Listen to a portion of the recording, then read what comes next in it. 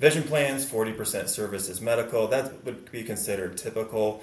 And I think a reason small town or rural places do well is it's flipped upside down, where we're 70% services medical and 30% of the revenue comes from vision plans. Our highest plans that we take or produce are Medicare, Blue Cross, and cash is fourth, VSP is third. So our biggest number of income comes from the medical plans. And I know you did a podcast or I talked to somebody about arguing between, is it better to get your revenue from vision plan or glasses or medical, which doesn't make any sense to me. If I bring in $300 in medical, there's no cost of goods there. There is some employee costs, but to me, that's all hitting the bottom line pretty much.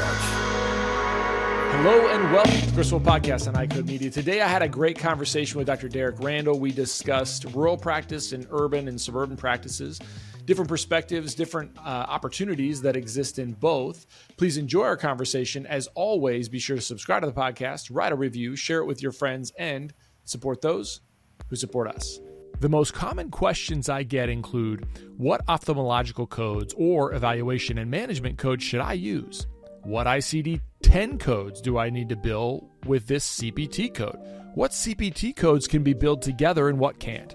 And my favorite, how do I manage a patient who has diabetes who comes in for a quote-unquote routine eye exam?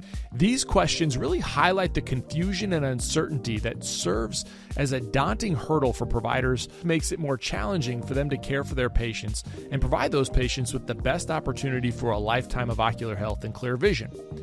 That's why we built iCode Education for this specific purpose. Our mission is to provide optometrists with resources to help you understand disease states, revenue cycles, and billing and coding so that you can put that on autopilot and truly care for your patients. Check out iCodeEducation.com. That's EYECODE education.com. We've developed a premier billing and coding bundle that includes all of our billing and coding resources in one place.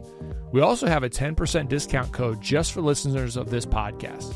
Enter the coupon code EYECODEMEDIA22 at checkout. We'd love to work with you. Check out iCodeEducation.com. Getting young presbyopes into progressive lenses can be tough, but it doesn't have to be. Verilux Liberty 3.0 lenses are an introductory solution for new and young presbyopes, and they are available in select ad powers. This lens provides all-in-one balanced vision for an accessible and great first-time progressive lens wearing experience. Learn more about Verilux Liberty 3.0 lenses and get free resources to help start the progressive lens conversation with young presbyopes at eslorpro.com/Verilux. Just got done with a busy morning clinic here in small town Iowa, about 2 hours from me actually. You're in Omaha, aren't you? Omaha, yep. Yep, my brother and sister live there, so go there quite a bit. And whenever I go to a place like that, I get a little anxiety seeing an ophthalmology place on every corner, 2 optometry offices in the same strip mall. There's Target and Costco. Then you come back here and we're the only full-time eye care provider in like 3 surrounding counties. So just a little bit of a different deal there when it comes to that. Yeah, I mean, it's definitely a different place. What gives you anxiety about that? I'm just thinking and maybe we can do a little compare and contrast and hear what your thoughts are, but anxiety about, I wonder what the day-to-day for these optometrists here, just the fight to attract patients, to retain patients. You got ophthalmology pulling at you a little bit. You got the commercial side pulling at you. We're here, ophthalmology is 1 to 2 hours away depending on the day. Not only are we not fighting ophthalmology, they're almost begging us to take a lot of these patients. They don't have the time to see these patients.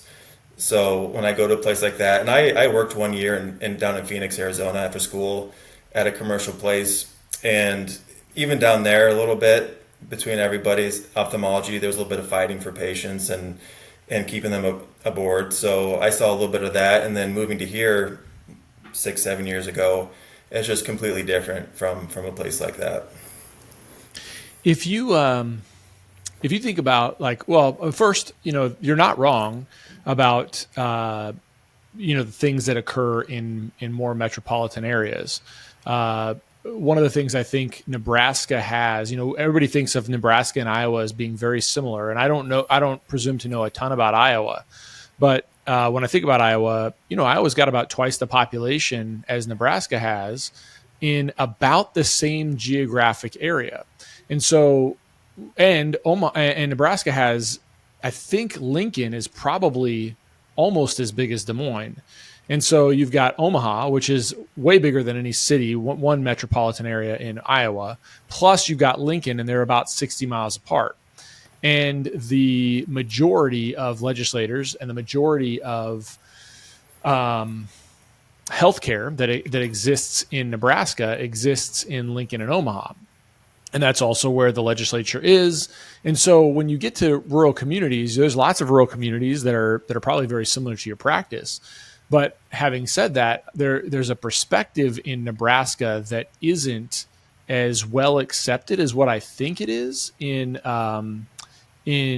Iowa, where like if you're not providing comprehensive eye care in your area, then those patients, as you say, are having to drive an hour to 2 hours away. Whereas in Nebraska, that's true, but it's not felt so much in the teaching institutions of Nebraska and the legislature of Nebraska. I mean, that's my sense of it. You hear it. You hear that there's this rural, these rural problems, but still, when you look at like the concentration of legislators and legislative power, that concentration is largely coalesced around Omaha and Lincoln. And so while we hear that there's rural problems, I don't think it's felt maybe as much as it might be felt in Iowa. And something that people might think of, or it's counterintuitive, is, how can you be busy if you're a town of 6 or 10 or 12,000 people? But I don't know. Do you think that people think that? I don't know if that's true. I think they see a town of even like 2,000 or 4,000 that, how can they, because I think one of the differences, or you hear sometimes of people say like, I'm looking to make more money or get financially ahead, or I want to do things differently. You'll start seeing people throwing out like, go rural, go small town. And sometimes, or it may make sense, but they may not be sure why that is. And I think here a lot of the time, or maybe in cities, you think of a practice in terms of like almost streets or blocks or part of a city, where here we think of it in terms of counties. So even though my town's 10 or 12,000 people, the county's 20,000 people. We're surrounded by counties with 10 or 20,000 people that don't have providers. So a lot of these rural doctors who do really well, they're seeing a lot of patients, they're handling a lot of medical. We're pretty spread out, but a lot of these patients, they're used to driving 30 minutes an hour for something like that. So even though a small town, if it's 10,000 people, 8,000 people, you're servicing a wide area of people, and there's not enough ophthalmology to take care of it. They're just so busy doing surgery, they don't have time to manage your mild, moderate glaucomas. Unless they're getting an injection or in surgery, they don't have time to see it in a lot of the cases. Or I can almost hear their frustration in the chart, like, why'd you send this to me? They don't need anything. So that's kind of been a different perspective, and you have to practice to a high degree, not because you maybe even want to, but there's no other choice. You have to manage a lot of these patients, which can be nice financially as well. Well, I think first is that most ophthalmologists that are worth their salt in Omaha are what you're describing in Iowa as well, and probably across the country. It's like if it's not surgical, they don't want it because, again, it's not really worth their time and it's not worth their expertise. That's not to say that there's a lot of people that, a lot of ophthalmology that are practicing what you would do and what I do all day long, right? And then they do surgery occasionally. Those are the ones that I think that you would probably accurately point out that they're competing with the same patients, but I don't even view it as competition, because what happens is they see patients, they'll see twice as many patients as I will see, and they'll give half as good a care. And patients feel it, and there's going to be some patients that need to see the quote unquote, medical doctor for that care. But most patients just want to be taken care of well, and they want to be listened to, and they want to be heard, just like you experience, and they're going to seek the care from us. And so, and I think that so I think even in big metropolitan areas or bigger metropolitan areas, there is that.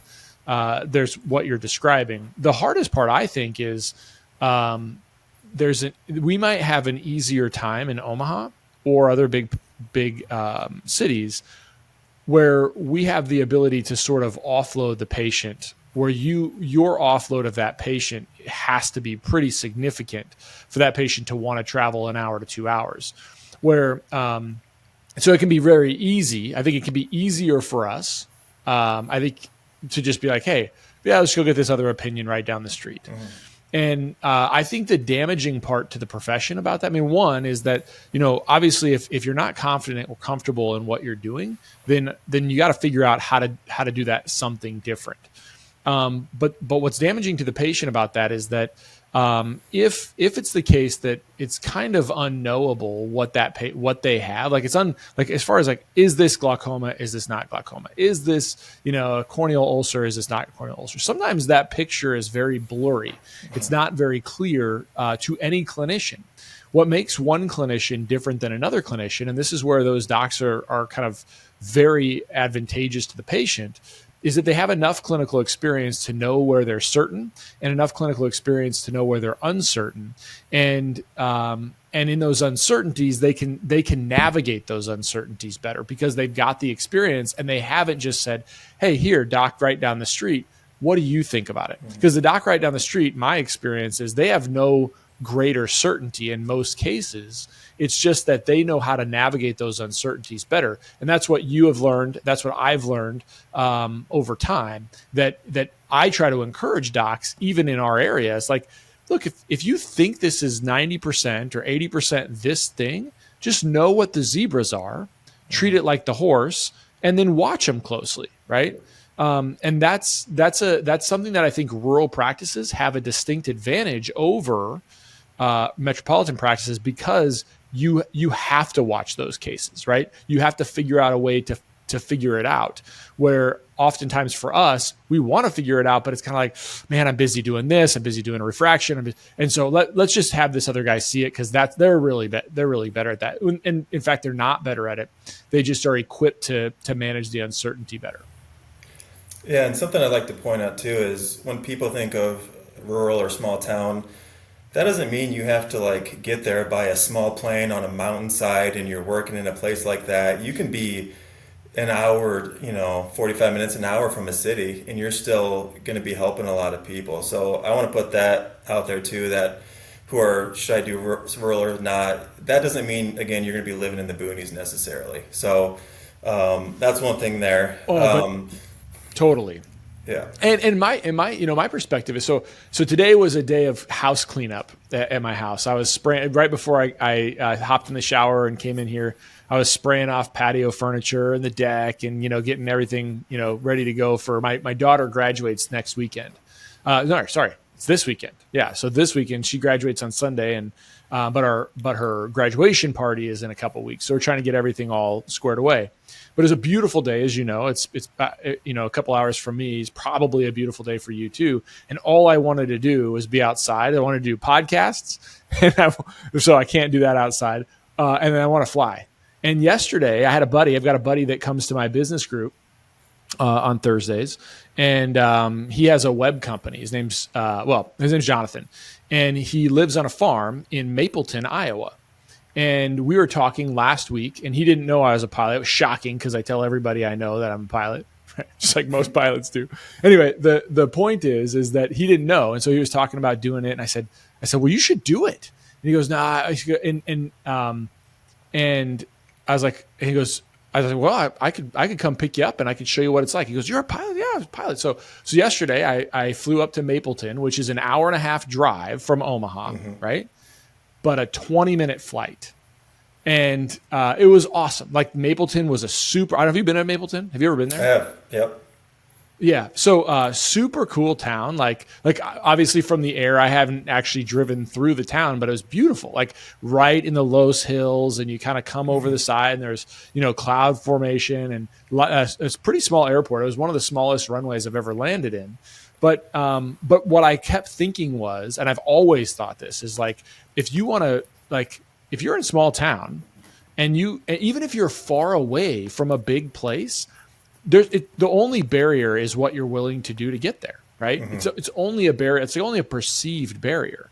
And certainly, like, he comes in once a week to come to Omaha just to for a business meeting.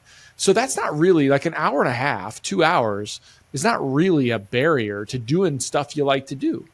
It's just only what you're willing to undertake to get to access that more. Yeah, part of the deal of moving out of the city and into a small town for my wife was, if we live there, we got to leave a lot, as in go on trips and vacations, that type of stuff. We'd fly to Omaha all the time, Des Moines, both about 2 hours away. And before, well, she works in the healthcare field as well. One, we couldn't afford to as much, making your regular optometry salary in the city. But two, we make more money now working less, and we have more free time to do that stuff. So my three small kids have traveled more than most adults at this point, and I think that's a fear for some parents too. Is raising your kids in a small town. You may want a private school. You're worried about this type of stuff. I just haven't seen it here. In my opinion, if your kid's smart, they're smart. They're gonna do fine. I had two kids around here, went to Harvard. There was a gal that went to Georgetown Law School. My best friend from high school from a small town got into a top 10 law school. I just haven't seen it where it's significant enough to feel that for kids. I know you have a few kids at home, so I just haven't seen that. Some people worry about athletics and sports, having all that stuff. Again, in my opinion, same deal. Cooper DeJean, just drafted by the Eagles, second round, grew up 30 minutes from here in a town of like 500. If you're athletic, if you're smart, you're going to do just fine. I haven't seen it hold anybody back yet. And like I said, driving for things for an hour. Thank goodness there's a Target an hour away, so my wife does. She can handle that. It's about as far away as she can get for something like that. But you get used to that drive, and business-wise or optometry-wise, you're just in that sweet spot where you're just far enough to where you're going to have to handle a lot of the stuff that comes to the door and take care of that community. I have a question for you, or what your perspective is for a town like that. This is my podcast. You don't get to ask the question. That's part of why I wanted to do this, was to get your thoughts on something. I know you maybe have some friends in the primary care community or emergency room. How often or how regular, and maybe this is a way to compare it, is your average optometrist in Omaha, how many of those ER doctors in primary cares are sending all of their stuff to them? Unless you have a really strong connection, how do you make that connection, and why wouldn't they just send it to Nebraska Medical Center down the road type of deal, where a place like here, we have almost every primary care cell phone. We're texting constantly. We just got a referral this morning. We do education for them, like, because a lot of people still go to their primary cares. Like, if this is going on, send it over. The emergency room doctors, we all have their cell phones. And it's not just here. We cover multiple counties with that. So we're on call.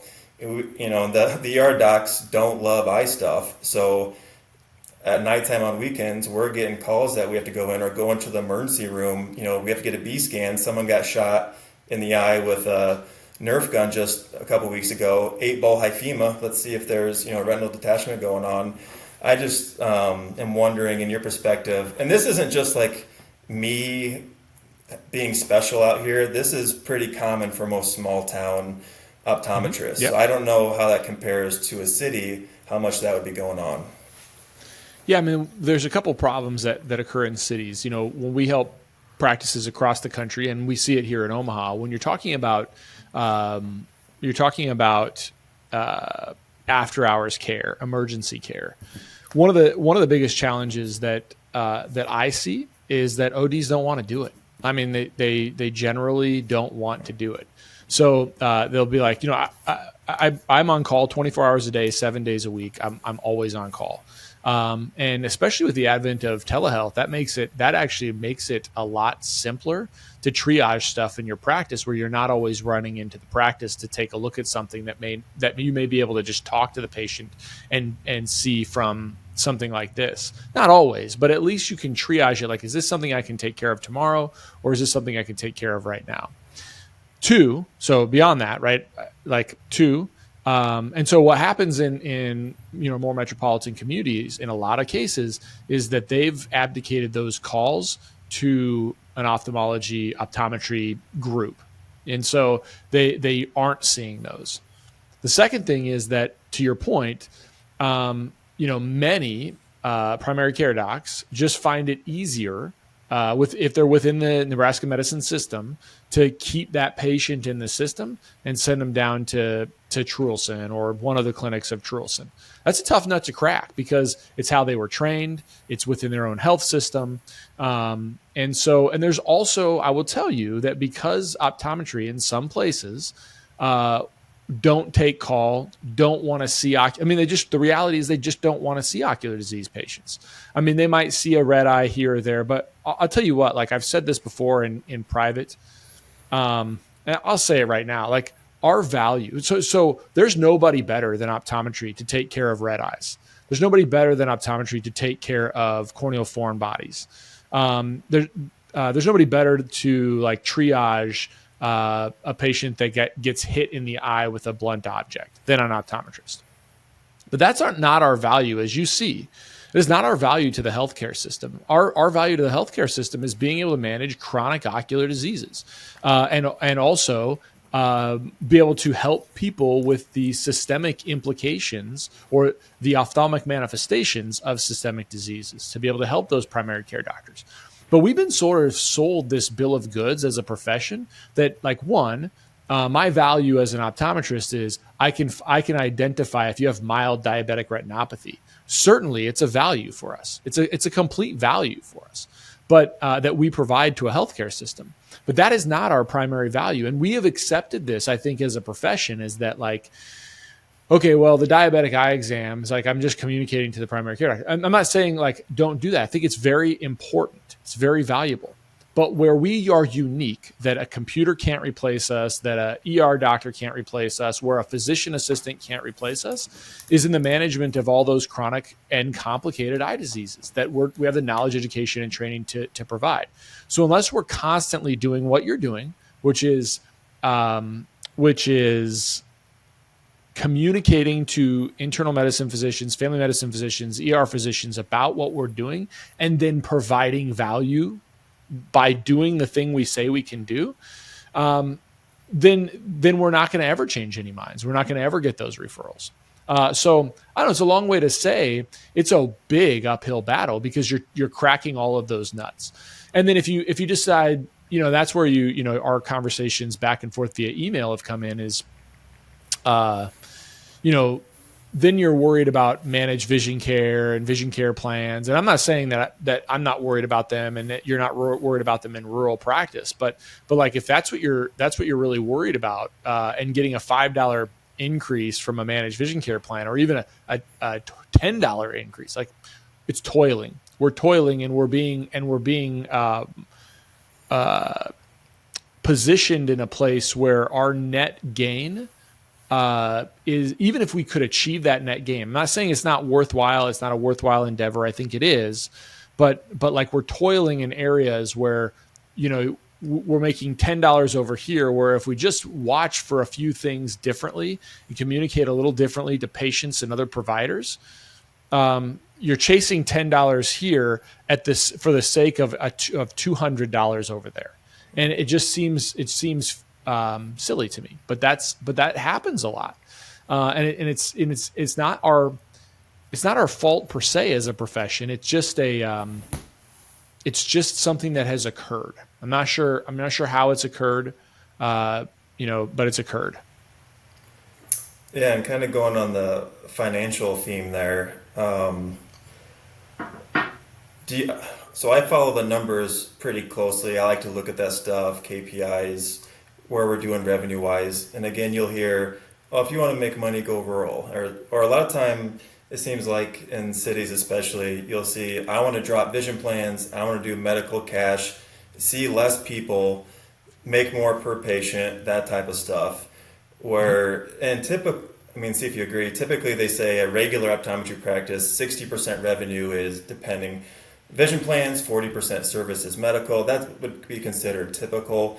And I think a reason small town or rural places do well is it's flipped upside down, where we're 70% services medical and 30% of the revenue comes from vision plans. Our highest plans that we take or produce are Medicare, Blue Cross, and cash is fourth, VSP is third. So our biggest number of income comes from the medical plans. And I know you did a podcast or I talked to somebody about arguing between, is it better to get your revenue from vision plan or glasses or medical, which doesn't make any sense to me. If I bring in $300 in medical, there's no cost of goods there.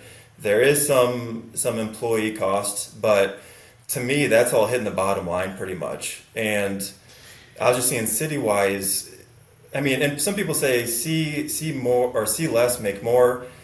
I mean, rural, you can see more, make more. You know, how many practices in a city would you say, like, if you wanted to see 40 patients of straight medical, it would, you know, could your typical optometrist do that? Where here, it's not that uncommon if you're seeing that many patients in a day, or not 40 maybe, but 28 to 30 is what we typically do.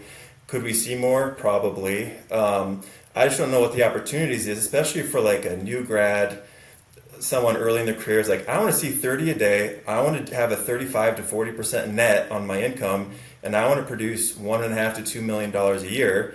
You know, how is that possible in a city? I'm sure they're out there, but it's it's possible. The problem again, I mean, we've come back to kind of the fundamentals of what we discussed before, of the challenge in a city where it can be easier to not do that. And also it comes down to the challenges of the, when I say strategic, it can sound nefarious, but that's not how I mean it. But it comes down to a strategic plan for how are you going to manage patients who have chronic eye diseases. So you've got to know the protocols. You got to, and I'll tell you, I ask people this all the time. I just asked this to a doctor who's just finishing up her VA residency about, she's super sharp. I mean, really sharp. And I don't ask this to be like aloof or ask this to like point out something that somebody doesn't know. But I'll ask questions about clinical practice guidelines and how do you grade a patient with AMD, and what are the different types of category 3 AMD? And I'll do to ophthalmology too. Like, ophthalmology is no better, you know, in general, unless it's a retinal surgeon or unless it's a glaucoma surgeon. Like, your general ophthalmology is no better. They're not doing it any better than we are. But my point is that, like, do you really know like all the nuances of the diseases that we manage? And then do you know what our guidelines are? And you don't have to always follow them for every single patient, but you really should wonder, if you're not following them on the majority of patients, why are you deviating from those guidelines? Do you really know that? And then do you have a plan in place, a strategic plan in place, so that you can, when a patient comes in with one of those conditions, that you can identify it and you can plan to manage that patient over time?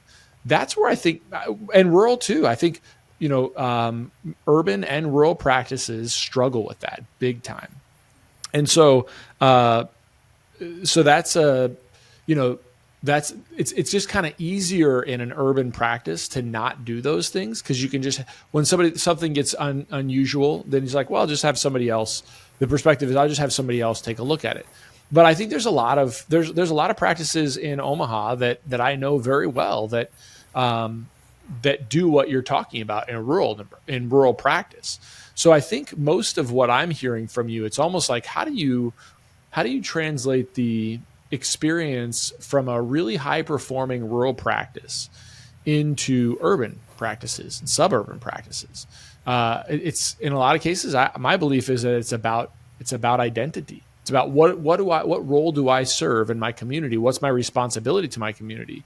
And we've talked about it on the podcast before. It's like, if my mentality is I'm just an optometrist, which is probably easier to do in Omaha or Lincoln or another metropolitan area, then that will be a very challenging place to have your patients be in.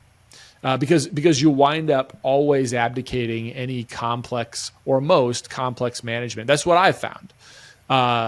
most complex management of eye diseases to somebody else, because your mentality is that there's probably somebody better to manage it, and we forget the value of all the things that we can do, from something as relatively routine, and what we think of routine as prescribing glasses or contact lenses, to something that's quite complicated, and even procedural based.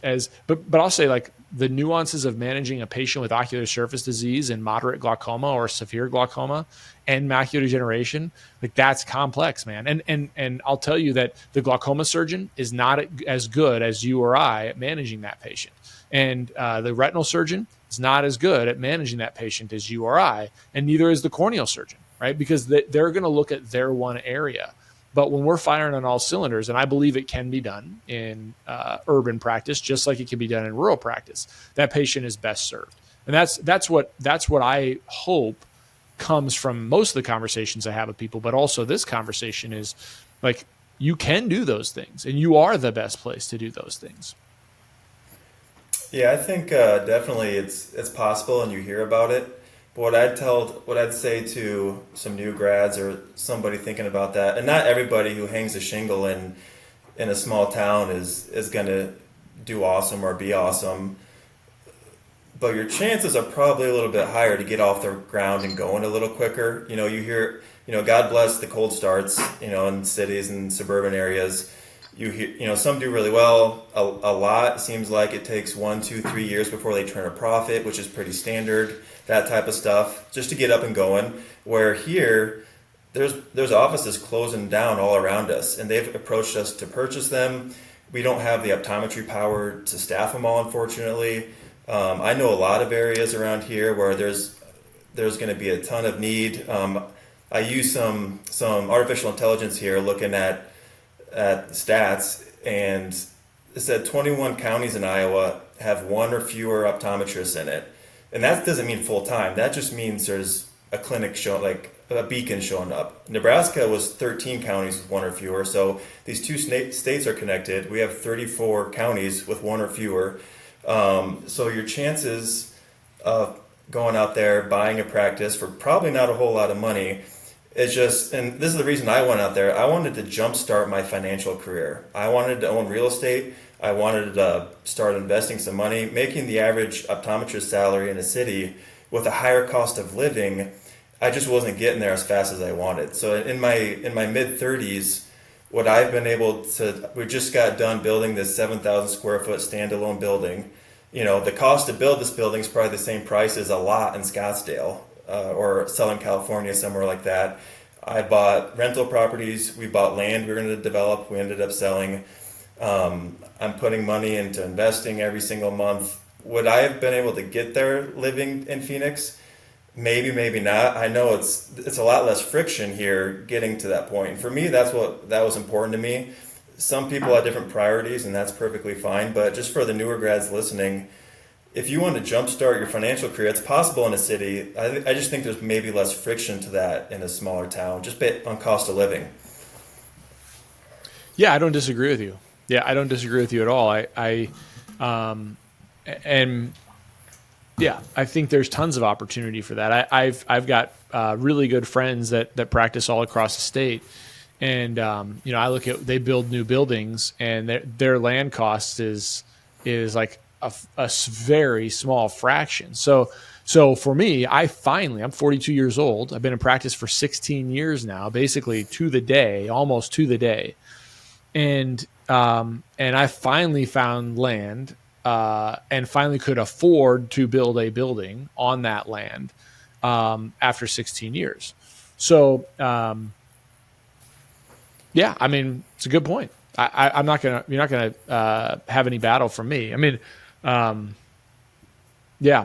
think it's a challenge. I think most of it, although I will push back a bit to say that a lot of it's just about mentality. I think a lot of it is about, his name is Chris. I had him on the podcast, and we talked a little bit about passive income, although I'm not convinced that there is such a thing. I'm just not convinced of it, actually. I know that you can make money from having a lot of money. That's not what I'm talking about. I'm talking about like ownership of stuff. You'd have a hard time convincing me that there is anything that's truly passive. For example, you own real estate. You got to know a lot of stuff about that real estate. You got to know about what's going to happen. You got to be able to do calculations on this interest rate and that return on that investment. It's just not nothing. And but that's kind of opened up this idea for me, is like, is there anything actually passive? And as I test those waters, I'm just not sure there is. I mean, even like with iCode, right? Like iCode has been awesome. One, because we've developed a lot of resources for people across the country, and I've developed them, and then I sit down and develop a product, and somebody at some point in the future will consume that product. But at some point in the future, but I had to do an input of information. I had to aggregate information. I had to research things. And then I had to produce it. And at some point in the future, I'm gonna have to reproduce that stuff because it's going to become outdated. And so that's still not passive. I don't view that as passive. It's only as passive as the same as our practice is working or is open today, but today is not a day I'm actually actively seeing patients. But look, if somebody has a problem, or if somebody needs something, I'm going to be available to my team or to answer those questions. That's not really passive. So yeah, I mean, I don't know if that's answering your question so much as to say that you have a lot of opportunity in rural parts of the country that you don't in urban parts of the country. But I think if you're disciplined and you want to hustle, I think it's available to people. I mean, if you want to hear my perspective of kind of opportunity in Omaha, I think tons of opportunity in Omaha. And probably other places in the country. But you got to hustle. And I think you got to hustle in rural parts too. I think that everything I'm hearing from you is hustle. CooperVision and the AOA have joined forces in a groundbreaking initiative to transform how optometrists treat children with myopia. The Myopia Collective aims to unite our profession and its allies to challenge the status quo and elevate the standard of care for children with myopia. Everyone is invited to become a member of the collective. By joining, you pledge to act in slowing childhood myopia progression. Membership includes regular updates and information about the collective's efforts, access to educational opportunities and resources, and insights from the ambassador optometrists who advocate for community policy and changes supporting the collective's mission. Click the link in the show notes to join the collective today.